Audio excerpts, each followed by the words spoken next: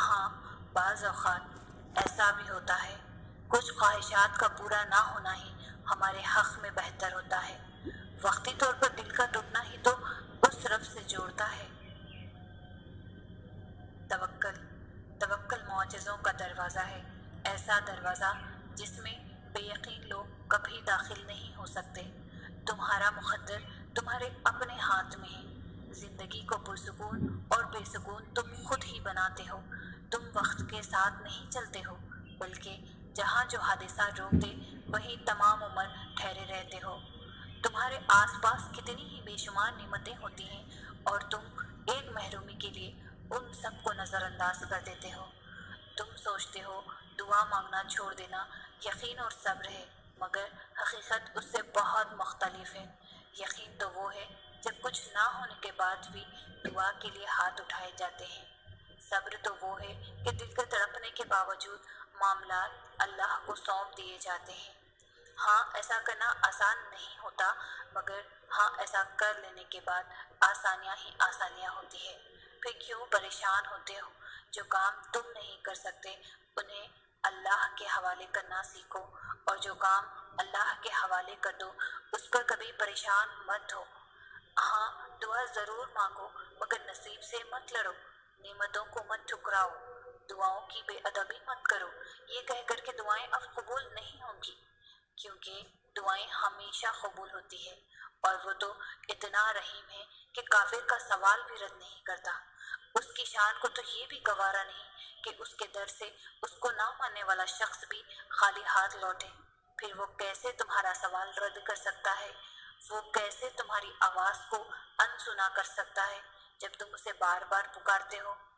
تو بس یقین کے ساتھ سب کچھ اس کے سپرد کر دو، کیونکہ جب کام اس کو سونپ دیا جاتا ہے تو وہ دنیا کی ہر طاقت کو اکٹھا کر کے اس کام کے مکمل ہونے کے لیے پابند کر دیتا ہے۔ اور پھر جب تم اللہ کے فیصلوں پر سر جھکانا سیکھ جاتے ہو تب وہ تمہیں کن سے نواز دیتا ہے۔ بس پھر تم ہوتے ہو، اللہ ہوتا ہے، تمہاری جیت ہوتی ہے اور بدلتا ہوا مقدر ہوتا ہے۔ سنو سنو، وہ تمہیں بے حساب دینے کے لیے آزما رہا ہے۔ وہ تم سے اتنی محبت کرتا ہے کہ اگر تمہیں اس کی قدر معلوم ہو جائے تو تمہارا جوڑ جوڑ علیحدہ ہو جائے اس احساس محبت سے۔ بس تم ایک کام کر لو کہ راضی ہو جاؤ اس کے فیصلوں پر، اس کی مصلحتوں پر، جھک جاؤ اس کی رضا کے آگے، کیونکہ جو جھک نہ سکا وہ پا نہ سکا۔ توکل کرو، جیسے نوح علیہ السلام نے دوران سیلاب کیا، جیسے ابراہیم علیہ السلام نے دکتی ہوئی آگ میں کیا، جیسے موسیٰ علیہ السلام نے سمندر پر چلتے ہوئے کیا، جیسے یوسف علیہ السلام نے اندھے کنویں میں کیا، جیسے یونس علیہ السلام نے مچھلی کے پیٹ میں کیا، جیسے ایوب نے بیماری میں کیا، جیسے حجرہ نے تپتے ہوئے صحرا میں کیا، جیسے زکریا نے اپنی بیوی کے بانجھ ہونے کے باوجود اولاد کی دعا کرتے ہوئے کیا۔ بس یقین رکھو، اندھا یقین، پھر دیکھو کیسے مقدر بدلتے ہیں، کیسے آزمائشوں کے پہاڑ ریزہ ریزہ ہوتے ہیں، کیسے معجزوں کے دروازے کھلتے ہیں۔ اللہ سے انسان کا صرف عبادت کا تعلق نہیں ہے، بلکہ سب سے پہلا تعلق جو اللہ اور انسان کے درمیان قائم ہوا وہ محبت کا تھا، اور محبت کا ہے اور محبت کا ہی رہے گا۔ انسان کو یہ مان ہے کہ وہ محبت کرتا ہے مجھ سے، اور اللہ کو یہ مان ہے کہ میرا بندہ یقین رکھے گا مجھ پر۔ ہم تو شاید اس کا مان سلامت نہیں رکھ سکے، مگر حیرت ہے اس کی محبت میں پھر بھی کوئی کمی نہیں آئی۔ وہ کئی نافرمانیوں کے بعد بھی ہمیں سنتا ہے، ہماری دعائیں قبول کرتا ہے، ہماری تکلیف کو سمجھتا ہے۔ اور جانتے ہو یقین کیا ہے؟ کہ جب وہ انتظار کا کہے تو انتظار کیا جائے، جب وہ کسی چیز کو دور کر دے تو اس سے دور رہا جائے، جو وہ ہتھیلی پر رکھ دے تو اس کو دل میں بسا لیا جائے، اور اپنے تمام فیصلوں پر اس کے فیصلوں کو ترجیح دی جائے، اس سے محبت کی جائے، جو چیز اس کو ناراض کرتی ہے اسے پھر مڑ کر کبھی نہ دیکھا جائے۔ کائنات کی تمام تکالیف ایک طرف اور اللہ سے دور ہو جانے کا دکھ ایک طرف، تو کیا اس سے جدا ہو کر رات کو نیند آ سکتی ہے؟ کیا اس کو ناراض کر کے سکون مل سکتا ہے؟ اگر ایسا ہوتا تو وہ کبھی انسان کا سکون اپنے ذکر میں نہ چھپاتا۔